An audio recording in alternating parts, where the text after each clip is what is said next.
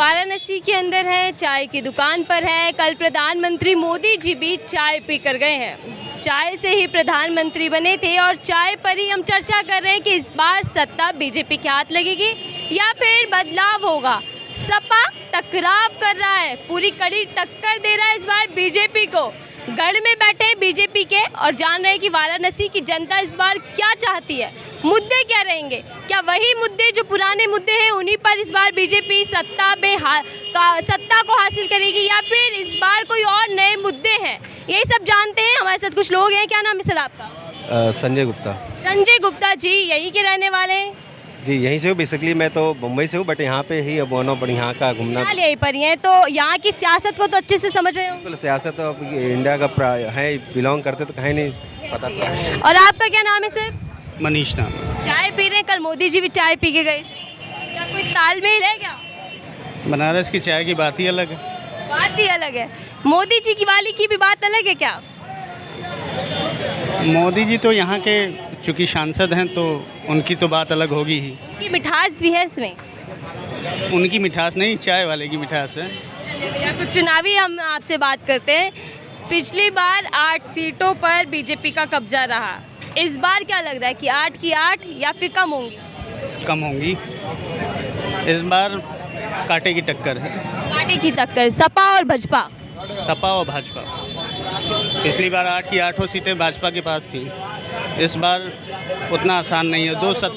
17 में दम था वो इस बार नहीं है। इस बार नहीं है, पहले से कम हुआ है उनका असर ना? बहुत कम है। बहुत सारी चीज़ें हैं जिनकी वजह से अब लोगों का रुझान उस फेज़ में नहीं है जो पहले था। और आप क्या कह रहे हैं भैया, क्या देख रहे हैं यहाँ पे फिलहाल क्या माहौल बना हुआ है? यहाँ पे माहौल जो है तो देखिए, सपा तो टक्कर दे रही है तो कंफर्म ही है। बिकॉज जो लास्ट टाइम से वो 17 का जो सत्ता का मैंडेट था वो अभी इस टाइम प्लस हुआ है और कांटे की टक्कर है।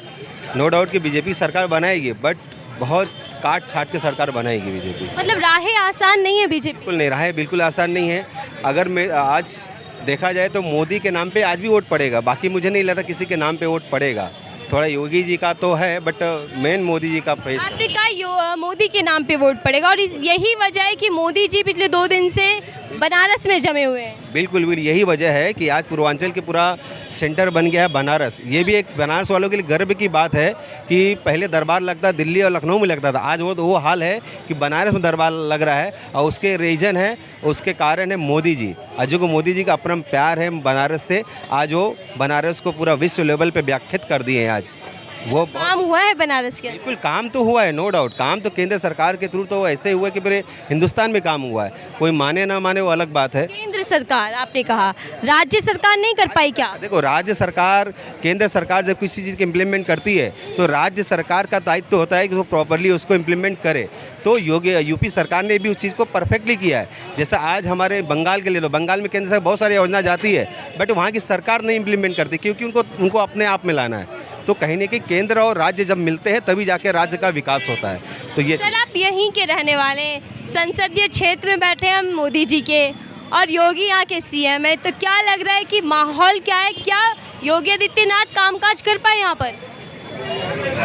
देखिए, यहाँ केवल एक अगर जो मेन बीजेपी का देखा जाए, जिससे राष्ट्रवाद, हिंदुत्ववाद, मंदिर, इन सारे अगर देखा जाए तो एक विश्वनाथ कॉरिडोर जो इन लोगों ने बनाया है वो एक बेहतर काम है जो आस्था से, लोगों की आस्था से जुड़ा हुआ है। तो इसको ग्राउंड पे इम्प्लीमेंट नो डाउट किया है इन लोगों ने, लेकिन जो बेसिक नीड्स है जनता की उस पर कोई काम नहीं हुआ है।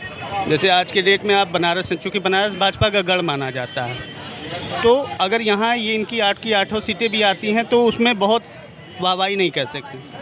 लेकिन अगर आप यहाँ से सटे जितने भी ज़िले हैं, मऊ, बलिया, गाजीपुर, आजमगढ़, जौनपुर, भदोही, जितने भी हैं, आप मतलब भाजपा ने जो कहा था, हम लोगों ने पिछली बार भाजपा को वोट दिया था कि इस उम्मीद से दिया था कि पिछली सरकारें जो नहीं कर पाई हो सकता है ये करें, लेकिन उससे बदतर स्थिति इनकी गवर्नमेंट, बेरोजगारी के नाम पे देख लीजिए या किसी भी चीज़ पे देख लीजिए, महंगाई के नाम पे देख लीजिए, सारी चीज़ों पे फेल्योर है ये गवर्नमेंट।